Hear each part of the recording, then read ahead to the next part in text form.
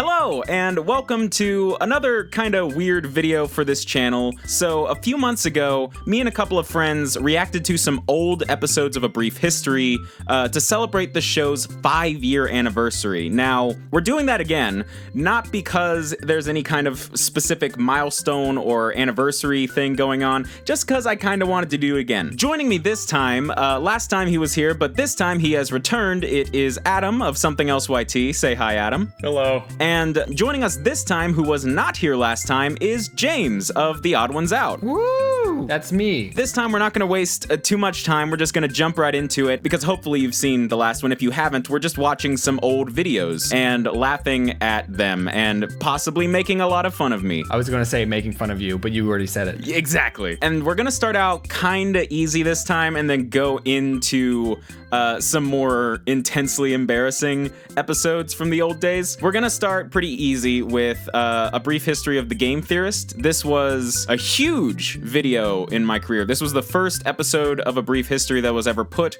on the Game Theorist channel. Honestly, I don't think it's really that bad of a video, but I'll be the judge of that. Hello and welcome to another episode of Brief History. Today's episode of Game Theory is ready, set, go! Okay. it was faster even than you. I don't know why I'm talking this fast in the video. I've been seeing comments from people wondering why I don't talk as fast as I used to, and there are some people who have started speculating that I've stopped talking so fast to purposely stretch my videos out to 10 minutes. What? But the thing is, my videos that hit 10 minutes, they don't even have a mid-roll ad, so I wouldn't be benefiting from it at all. I hate that misconception of that 10-minute videos automatically mean that you're a sellout. Yeah. When it's all about if you put a mid-roll ad on it. No, that's why I make every single one of my videos 10 minutes long. I'm just kidding. That's a joke, by the way. I don't really. That's why all my videos are an hour long with 5 ads in the first 10 minutes. Like, when you look at the timeline of my videos, it's just yellow checks the whole way. August 23rd, 2009, aspiring stage actor and director Matthew Patrick sets up a YouTube channel called Matthew Patrick 13 and begins uploading videos to promote his career in theater. Wow. You sound like one of those like old-timey like news people, or the people trying to sell the bidding people. Or like an old school baseball announcer. Yeah. Yeah, like somebody trying to like. And they're off, yeah. Oh, we gotta line up, going into the pitch, and then it's like, so! What the heck? Wait. Are you serious? That's actually true. Seriously? Come on, that's adorable. I like all the rainbow colors. Can we get like a canned aw sound of, oh, where'd it go? I was reading it. You'll never know. However, despite being smart and talented, he struggled to find anyone willing to hire him, so he did what anyone else would do in this situation. He took to the internet! That audio of like the yeah and the music, that's from Epic Rap Battles of History's like update videos. So you clipped it or stole it, basically? Yes. Inspired by the escapist show Keeping the flubs. Yeah. Oh, you're so quirky. That used to be what I thought was the thing for me. Like I thought that was my selling point. Was just making like noises with your mouth? No, keeping in the mistakes. Like I thought that my selling point was that I was bad at what I did. I thought you were just gonna be like, okay, I need to find some sort of quirk. Oh, that can be it. I walk into a pitch meeting and I'm just like,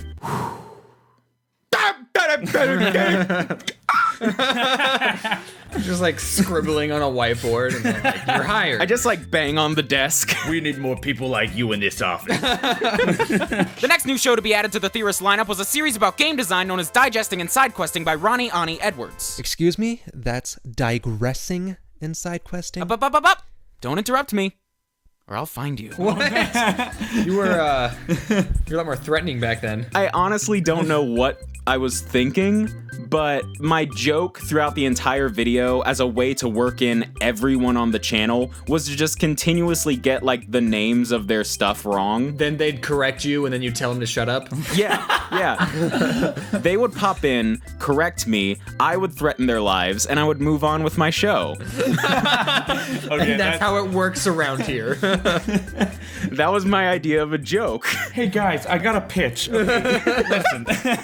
I get the names wrong. You correct me. All right, I got a great idea for a late night talk show, game show, whatever. We bring on famous people. The famous people talk to me. They correct me when I'm wrong. I pull a knife on them, and then we go to commercial. They come back. Maybe they're there. Maybe they're not. I don't know.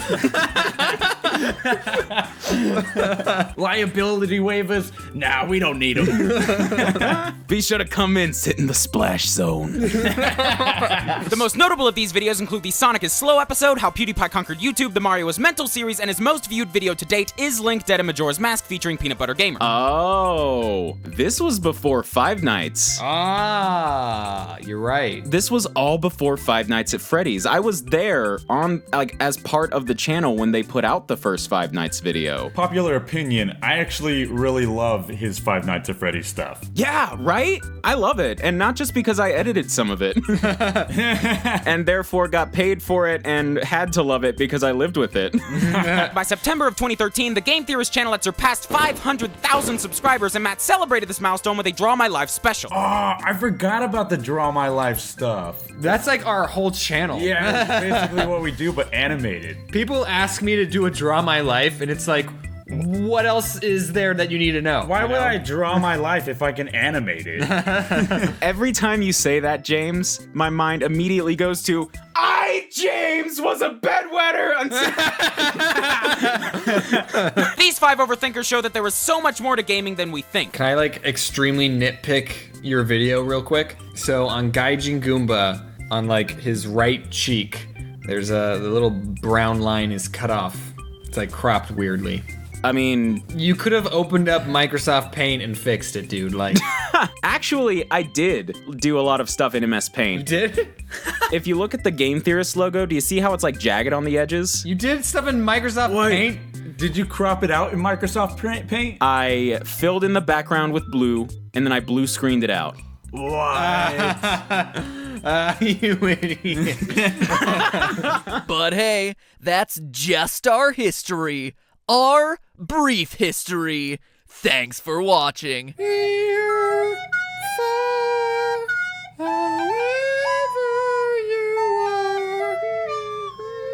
So, right now, we are going way back to the second episode of A Brief History that was ever made, the first episode of A Brief History about a video game franchise ever made, and it is all about Super Mario. So, in the first video, we at least had some competent editing and voiceover, even if it was, you know, annoying and clunky. But here, oh man, we're going back to the days where I just had no idea what I was doing. Let's do it! Hello and welcome to another episode of A Brief History. Today's episode, Super Mario. Mario! Woohoo! Ready, set, let's go! That Mario impression is the only good part about this video. Okay. Developed by Shigeru Miyamoto and... What? No! Yeah. Here we go. Here we go with the presets again. That cigar and the sunglasses, those are presets from the editing software. You probably saw the you saw the presets and were like, I could use this. I can make something pointless out of this, yeah. I can make him a gangsta. Donkey Kong was a smash hit game that literally saved the Nintendo company from dying out. In the game, you lead a... Oh, that was a you lost the game joke in that text. Adam, do you know about the game? No, what? No, don't explain it. Oh, no, the game. God dang it. I don't want to talk about it. I bet there were people who had like a 5-year streak going. Yeah, that was me probably. I like how immediately when you brought it up, I was like, at first I was like, what are you guys talking? And then immediately I was just like, I hate both of them. I'm looking at you, E.T. But it was around this time in the mid-1980s that Nintendo released their first home console, the Nintendo Entertainment System. And packaged with that console was a cartridge that contained the games Duck Hunt and Super Mario Brothers. I knew it. I knew you were gonna just add a joke there. I could just tell. I remember making that edit, go like scrolling and then stopping and then jumping up to the Mario Brothers part of the cartridge. And I was like, oh my god, I cracked the code of like movement in videos. I figured it out. This game was revolutionary, and it single-handedly pulled the entire game industry out of the gutter. It was that good. Gotta love that like video game donkey-esque like game journalism. Like it was that good. It was just a good game. It's a masterpiece. Super Mario Brothers 2 is a masterpiece. It's a game of the year. In the early 1990s, Nintendo released its second home console, the Super Nintendo, and just as the NES came with Mario, so too did the SNES. Wait. I had to see who that quote was attributed to. Game reviewers with no sense of humor. Cool. Yep. Yeah. Really loving the way my glass house is looking right now. The GameCube, Nintendo's least successful console, was the first Nintendo system ever to hit retail without a true Mario game. Instead, they launched the GameCube with Luigi's first ever solo game, Luigi's Mansion. Yep, the first ever Luigi solo game. There were no others. Nope, no others. Gotta love me finally figuring out like gaming history and being like, yeah, no one's ever made a joke about Mario is missing before. Everyone totally forgot about that game. I know because I'd never heard of it. I've watched the Screw Attack video on it. I watched the Angry Video Game Nerd once or twice. He yells at video games and makes poopy jokes, which I could do that. 1 year after the release of New Super Mario Bros., Mario fans were hit with change like that guy from One Direction got hit in his hoo-hoos.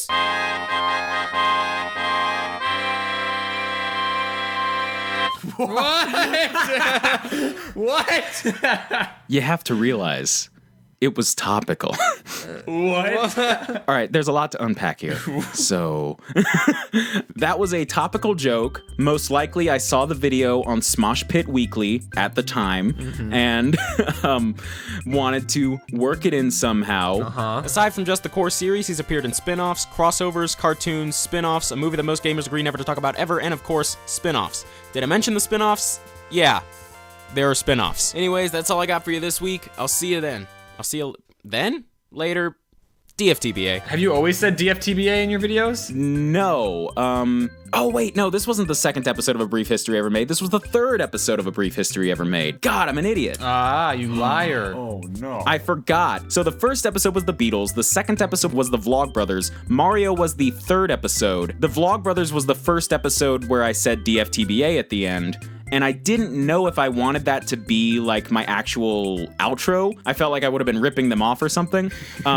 So I was gonna say like, I'll see you next week or something. And when I messed up and said, I'll see you then, I just decided to say DFTBA as a way of like wrapping it up. And from that point on, I said DFTBA at the end of every single episode. That's how catchphrases are made, I guess. That was the third episode of A Brief History Ever Made. And I was still trying to figure things out back then. This is the last video we're gonna watch. This is a brief history of Wheezy Waiter. This is going back to 2013 again. And this is the first collaboration I ever made on YouTube. Oh. I actually got Craig's attention on Twitter with my Zay Frank episode, and he agreed to appear at the end of this episode. I didn't interview him, he didn't approve the script, he just appeared at the end of the episode. I could have said anything about him, and he would have been at the episode being like, hey, thanks for making this. Hello and welcome to another episode of A Brief History. Today's episode... Ready, set, go! June 5th, 2007, a young bearded man with a beard named Craig Benzine uploaded his first video blog to YouTube. He dubbed his channel Wheezy Waiter because A, he is an asthmatic, and 3, at the time he worked as a waiter. What is that? Why did I do that? Why did I make him look like that? Wait, that was you? I thought that was just how it looked. Such a spot-on Photoshop job. Those are presets again. Those are just stupid freaking presets. They had this afro and this eye patch, and I'm like, I'm gonna put them on this stock image of a butler for no reason. Are you telling me that there's no such thing as an afro-wearing eye patch butler? Yeah, you're right. I'm the one discriminating here. This was the year when Craig's popularity really began to take off. Hashtag Wheezy swag. Why? Just, Eject it from my body. Please take it away. Why did I? Being plugged and referenced by the likes of Charlie McDonald, the Vlog Brothers, Mitchell Davis and Kyle Seibert of Live Lava Live, Dan Brown, and my future wife. I mean, Mika Kitty. Oh my God! No. Why did I say that? Oh my God!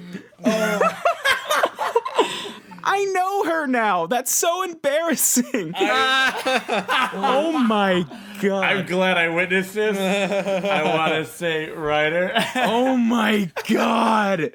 That's so funny, but I so don't want to include it. Oh my God. No, you gotta, dude. That's hilarious. I told you this was like a good one to end on. Oh my God, that was amazing. This one's embarrassing. Of course, it would be impossible to talk about Wheezy Waiter without mentioning his inside jokes. Guys, have you seen Infinity War? This is my favorite scene. When Thanos, with his Cheeto hand. Super Stone glove. Super Stone glove and his hot dog costume. I loved it. No, that's just that you know how Thanos was blue, then he turned pink, and now this is him now. Feel old yet? Despite his average man persona, Craig's living quarters, which have varied not once, not twice, but thrice, are similar to that of the inside of the Doctor's TARDIS, boasting a cloning machine, a time machine, an alligator pit, a sky bank, and a whale tank. Okay, that is a picture that I made in MS Paint. I drew that fake dollar that has the word lol on it and just put it on the sky. Why?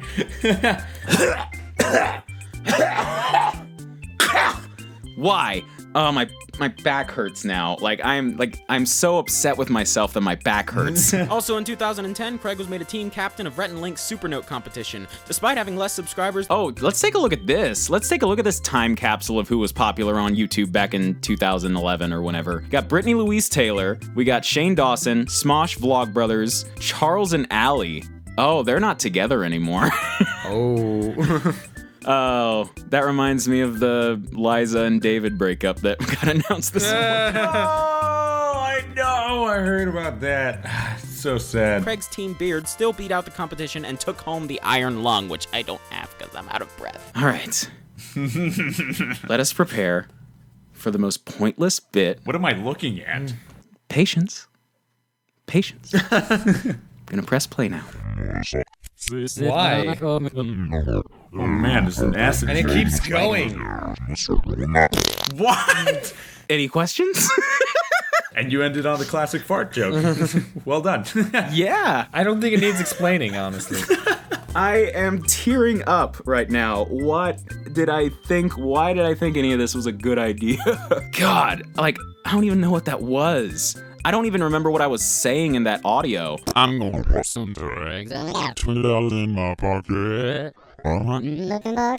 This is Awesome. Also outside of the video realm, Craig appeared in Dan Dobie's 2013 YouTube documentary called Please Subscribe, along with Mitchell Davis, Dan Brown, Hannah Hart, Daily Grace, Mystery Guitar Man, The Will of DC, and that other guy whose name I do not know. Okay, I got crap for that for so long for not knowing who Scene Anners was. Really?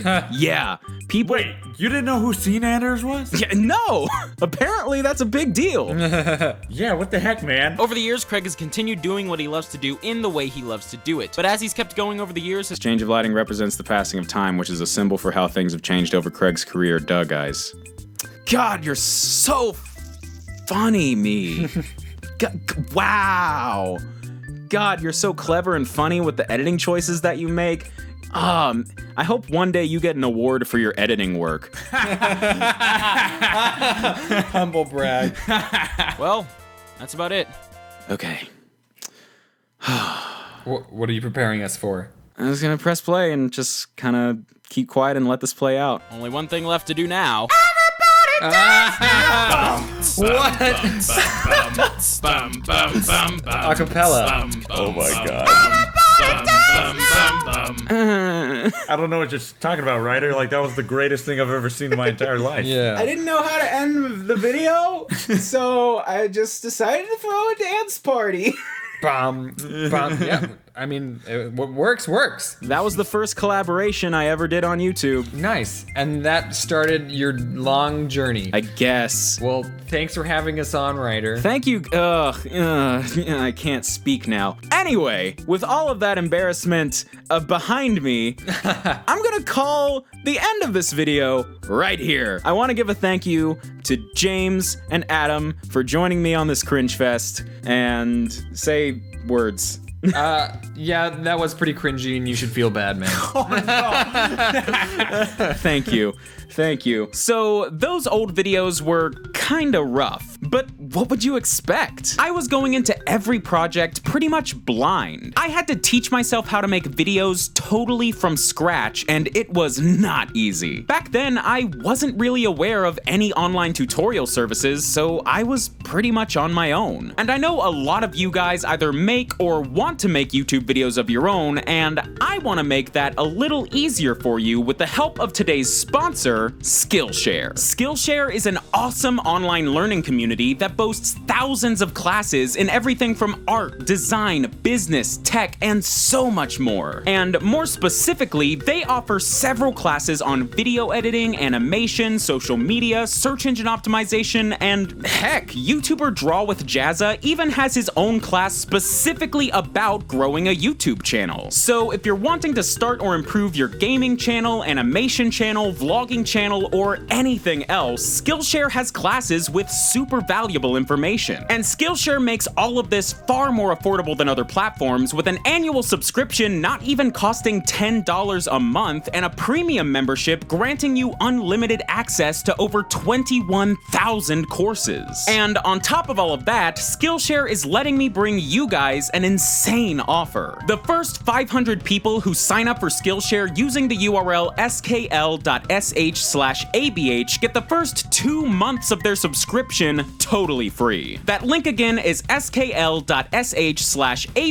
or you can just click the very top link in this video's description. Seriously, this is the kind of service I wish I had known about when I started making a brief history way back in the day. So if you're interested, please consider signing up. Not only will you be gaining access to tons of information to help you learn new skills, but you'll also be helping support my channel, which is always greatly appreciated. So major thanks to Skillshare for sponsoring, major thanks to James and Adam for joining me for this video, and of course, the ultimate thanks to you guys for watching. And I think that's about it, so until next time, thanks for watching guys, and DFTBA.